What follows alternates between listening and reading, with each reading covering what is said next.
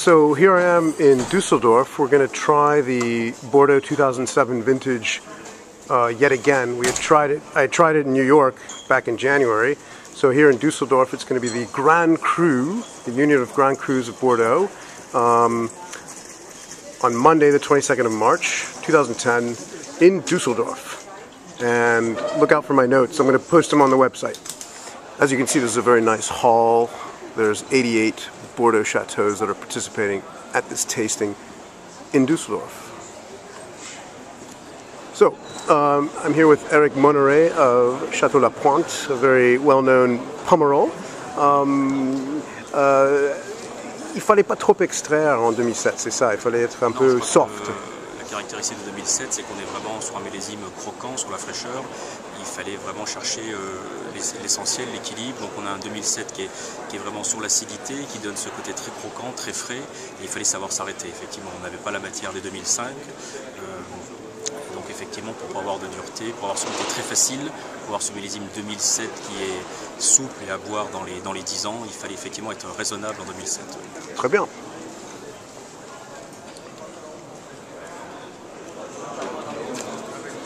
So I'm here with John Colassa in Dusseldorf, where we're tasting the 2007 vintage of Bordeaux. John is not only at Chateau Canon in Saint-Emilion, but Rosan Segla in Margaux.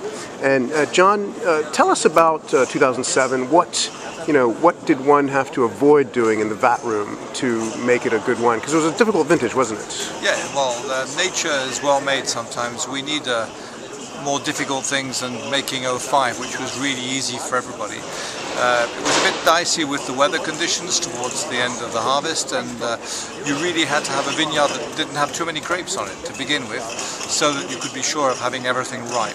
But if you looked after your vineyard, you were able to wait and produce some relatively mature grapes that didn't have a great structure because of the weather conditions were just lacking. The sun was missing.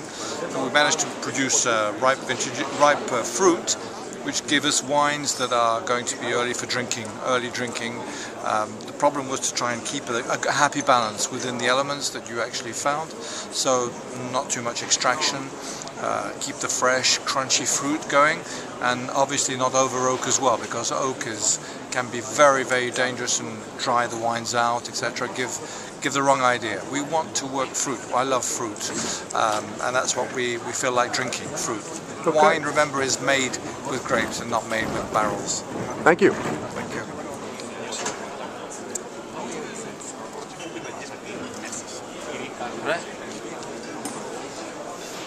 So we're here in Dusseldorf, trying the 2007 vintage of Bordeaux, and I'm with Lillian Barton of the famous estate Léoville Barton and Langoa Barton in Saint-Julien.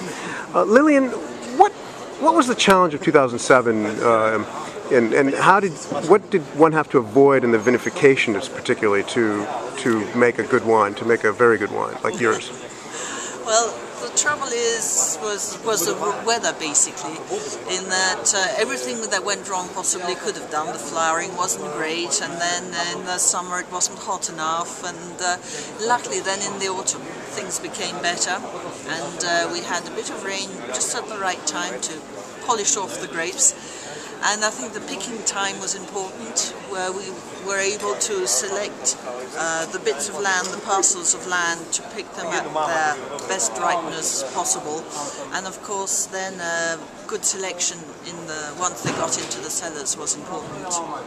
And in terms of the vinification, it wasn't, I've heard from other winemakers, it wasn't a vintage where you wanted to extract, you didn't want to do too much extraction, like too many pigeages or things like this. It was more of a maceration. Well, for a start, we never do pigeage anyway. That's right.